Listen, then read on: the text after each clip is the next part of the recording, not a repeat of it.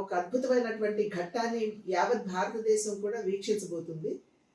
ఇది ఒక రకంగా చెప్పాలంటే భారతీయుల శతాబ్దాల కళ మరియు దశాబ్దాల పోరాటం ఇది. దాని ఫలితంగా 22వ తారీఖున అయోధ్యలో బాలరాముని యొక్క విగ్రహ ప్రతిష్టను నిర్వహించబోతున్నారు.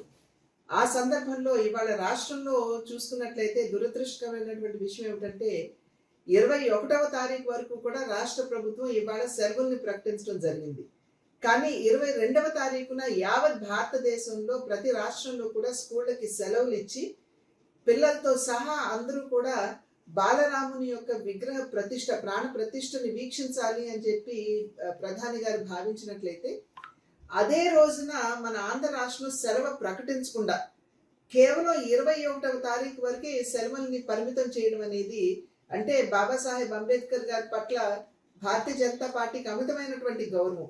ఒక రకంగా వారికి భారతరత్న ఇచ్చిన వారి జీవితంతో ముడిపడినటువంటి 5 ప్రాంతాలని కలిపి పంచతీర్థలుగా ప్రకటించిన ఆ ఘనత భారతీయ జనతా పార్టీకి దక్కుతుంది. ఎందుకంటే బాబాసాహెబ్ అంబేద్కర్ పట్ల మాకున్నటువంటి గౌరవం అది.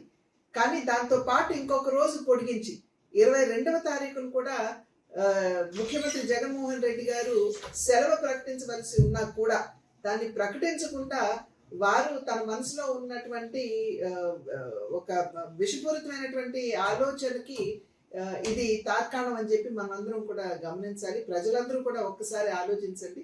మనమందరం కూడా బాలరాముని యొక్క విగ్రహ ప్రతిష్టని ప్రాణ ప్రతిష్టని మనమందరం కూడా వీక్షించే విధంగా 22వ తారీఖున జరగబోయేటువంటి అద్భుతమైనటువంటి ఘట్టాన్ని మనం అందరం కూడా టీవీల మాధ్యమంగా చూడాలి అని చెప్పి చేస్తున్నటువంటి అభ్యర్థన. ప్రైవేట్ విద్యా సంస్థలు కూడా ఆ రోజు సెలవును ప్రకటించడం జరిగింది.